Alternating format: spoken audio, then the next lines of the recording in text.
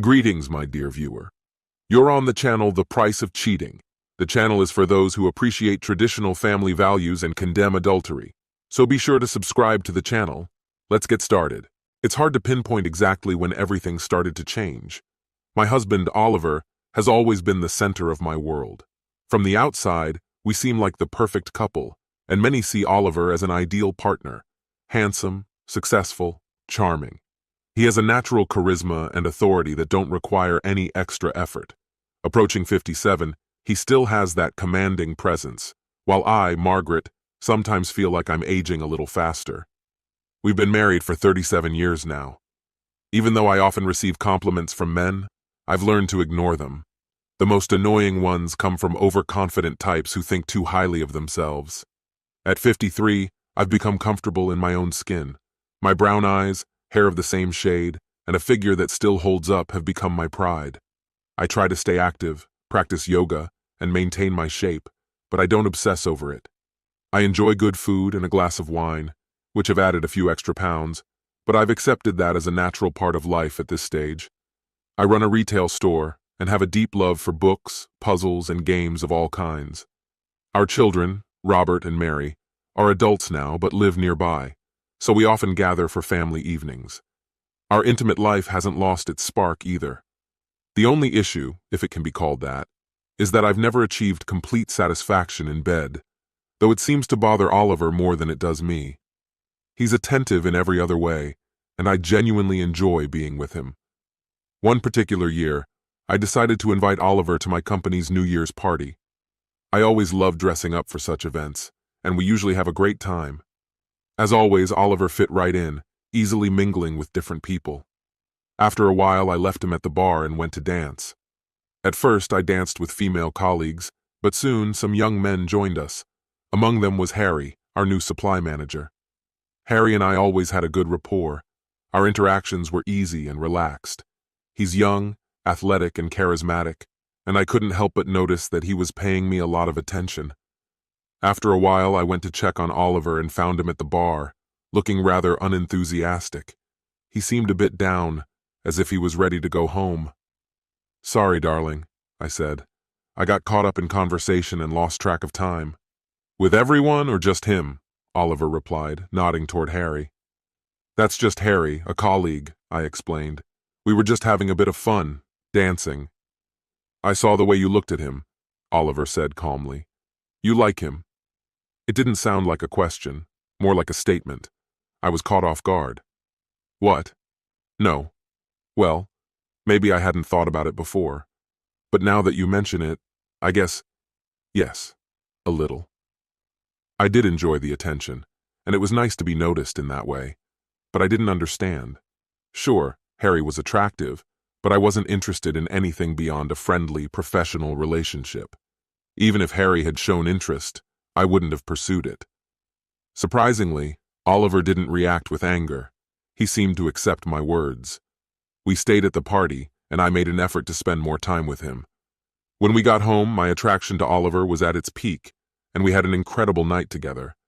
Afterward, he asked, "Was it Harry who turned you on?" I thought for a moment, then decided to be honest. "Maybe a little, but mostly it was you." Seeing that Oliver wasn't upset, I felt confident enough to continue. "It's nice to get attention from a young man, but nothing compares to what we have. All that energy, it's for you." That conversation opened the door to more candid discussions about our intimate life.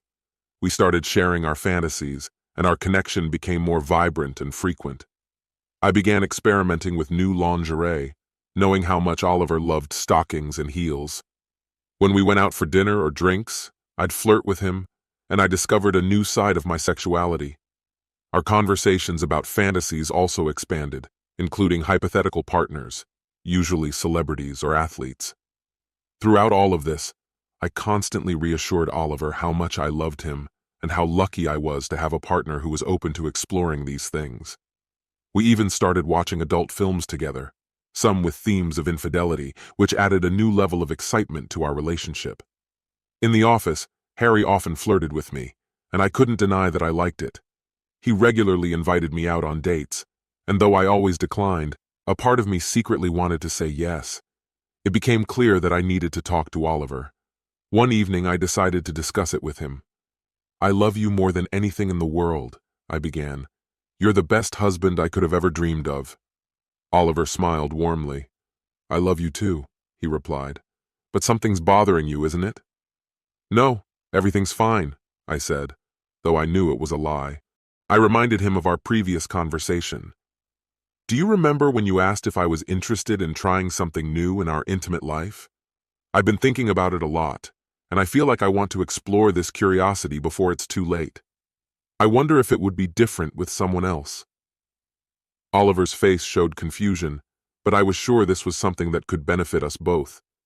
I just needed him to understand what I meant. "Harry invited me to spend the weekend with him, and I want to go," I confessed, bracing for his reaction. "I think it might help us figure out some things we've talked about. Remember how much you liked that video about the open wife we watched? I thought maybe we could bring that fantasy to life." Oliver's voice remained calm, though there was a hint of resignation in it. "That was just a fantasy, Margaret. But maybe it could be something more for us," I continued. "Harry has been interested in me for a while. He knows about you, and I don't see him as a threat to our marriage. I enjoy his attention, and I want to be completely honest with you. I'll tell you everything that happens, and I promise it won't change my love for you." "Have you already done something with Harry?" Oliver asked, and there was pain in his voice. "No, we haven't done anything," I assured him. "We're professionals at work, and I've made sure everything stays appropriate. But I want to have a little fun, and I'll always come home to you." This wasn't an easy decision. I saw the confusion and hurt in Oliver's eyes, even though he barely spoke. His silence said more than words could. I knew it was hard for him to hear. The fact that I hadn't had an orgasm didn't bother him as much as it did me. I'd read that it was quite normal for women, but I couldn't shake the thought that it might be different with someone else. Oliver seemed stunned. His legs trembled and he leaned against the wall to keep from falling. Damn, I thought. Hurting him wasn't my goal, but at least he wasn't angry. I barely slept that night, and I was sure Oliver didn't either. I kept second-guessing whether I had made the right decision, and those doubts haunted me. In the morning, Oliver seemed a little calmer, which gave me hope. Maybe he saw the potential in this, even though it was difficult for him. I knew that these kinds of fantasies were far more common than people admitted, and I believed it could bring new life to our relationship. I didn't want to prolong the conversation. It was time to move forward. The thought of wearing lingerie for another man seemed surreal, but at the same time incredibly exciting. I put on a garter belt, a bra, and tiny thong panties that made me feel bold and a bit sophisticated. The fact that Harry was attractive and in good shape only increased my attraction to him. Guilt began to overwhelm me, but the anticipation quickly drowned it out. I packed my suitcase, mostly with dresses, shoes, and lingerie, and said goodbye to Oliver. "I'll be back on Sunday," I promised. "Be ready to meet me. I'll keep in touch. I want you to be part of this." Oliver didn't say anything, but I could see the anxiety and uncertainty on his face. I planned to check on him regularly to make sure he was okay. When Harry saw me in that outfit, his desire became immediately obvious. I made sure he saw my stockings, and the look in his eyes gave me a powerful rush of adrenaline. I wasn't planning on hiding anything from him.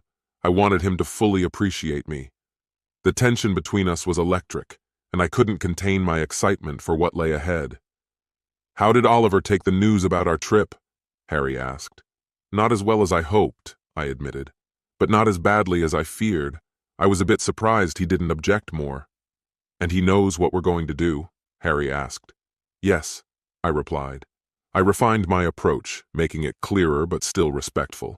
I presented my words as if they were part of a shared journey, a common moment. Surprisingly, there was no resistance from his side. Did he really enjoy it? Maybe I should take the risk and reach out to him. Men like him sometimes enjoy a bit of light flirting and anticipation. However, I didn't want to make any assumptions. I decided to check in and dialed his number. "Hey, darling, I've arrived safely." "The hotel is amazing. How are you doing?" The silence on the other end made me frown, but soon my phone buzzed with a message. "Have a great time. I had dinner with Robert and Mary." That made me a little uneasy. What had he told the kids? I couldn't imagine him going into details. It would certainly make him uncomfortable. I hoped he was just keeping everything to himself, maybe thinking about me. But it was clear that he was distracting himself with other things. I replied, "Harry was a perfect gentleman. It feels like living in a fairy tale." His response was more cryptic than I expected. His messages were short, not as long as I would have liked, but there was no bitterness or pain in them. Harry noticed it too, and seemed to enjoy it, maybe even more than I was prepared for. I started to wonder if there was more truth behind this situation than I wanted to admit. "How about we send him a few of our photos?" Harry suggested. At first, I hesitated, but then I decided to go for it. I sent a few pictures from the restaurant, adding, "I'm grateful for everything we have, and I can imagine how much more joy we could share together." But after some thought, I changed it to, "We're having a wonderful time on our date." It seemed like the perfect subtle hint to stir something in Oliver. Memories of our anniversary here washed over me. "Looks like you're having a great time. You're all dressed up, though I noticed the ring is missing," he replied. His words took me back to that unforgettable anniversary night when everything felt magical. If tonight was even a fraction like that, it promised to be extraordinary. Maybe we should have picked a different place.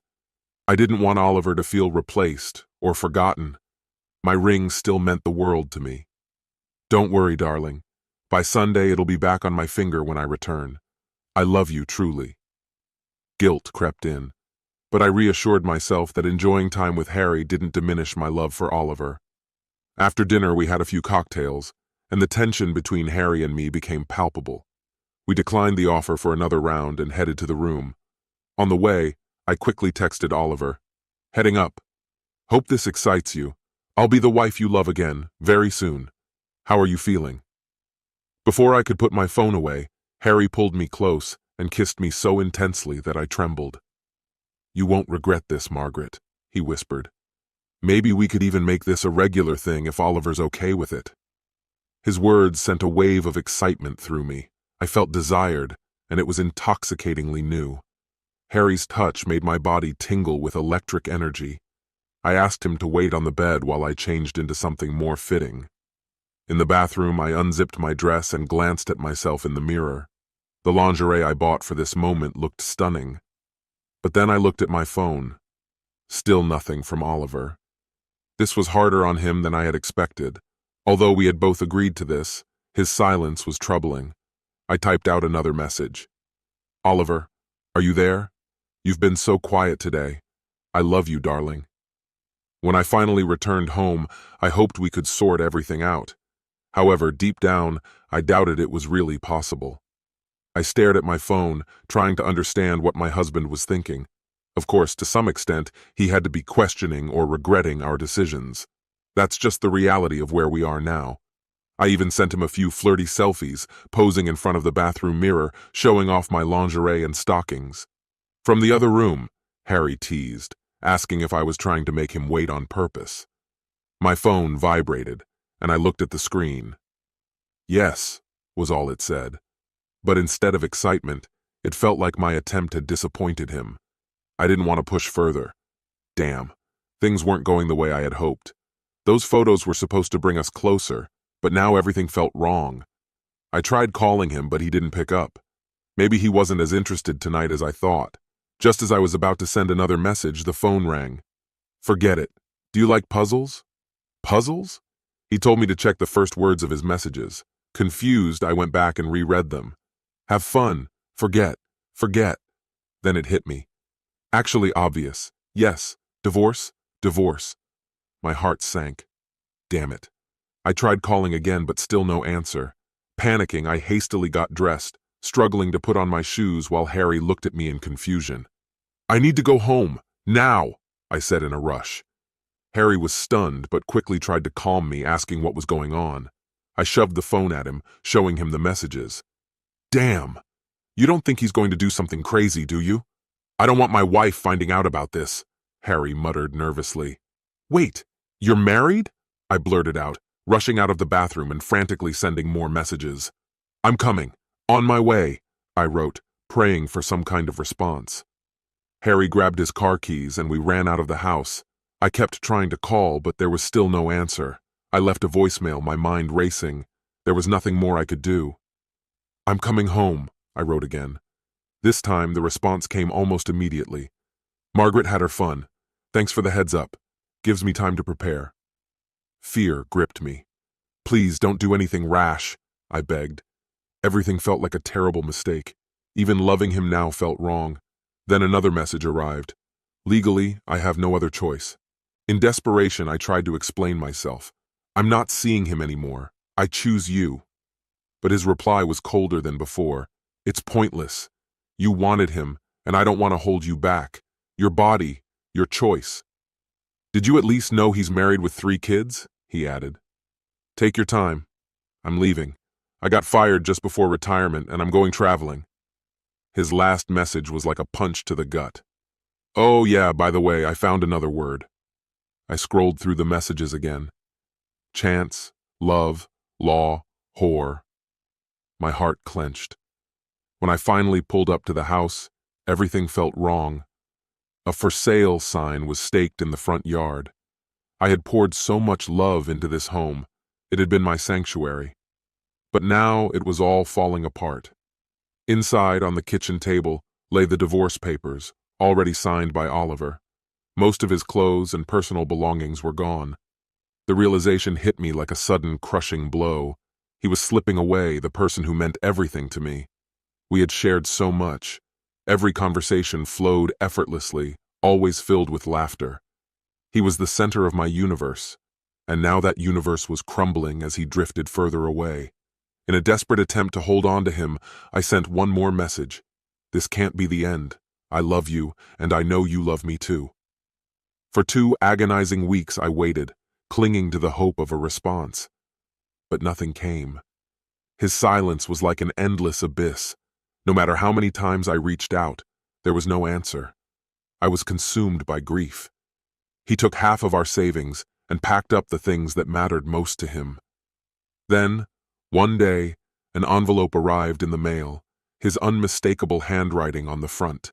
Inside was something that knocked the wind out of me, his wedding ring. I broke down again, unable to hold back the tears. The next day, my phone buzzed with a message from him. "Hey, just wanted to let you know I arrived safely. The resort is amazing."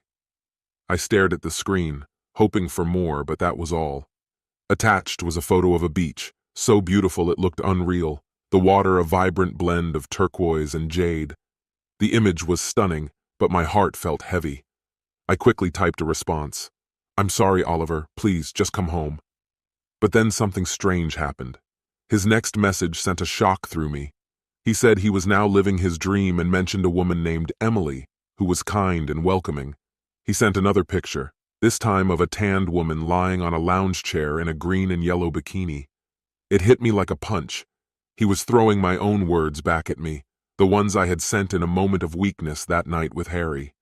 His message was filled with bitterness. "It's amazing here, every day. Oh, and I saw you returned the ring. Respect for that. Hope you're doing well." Then came the final, crushing blow. No chance for reconciliation. This was goodbye. My heart tightened as I read and reread those cold words. It was clear. It was over.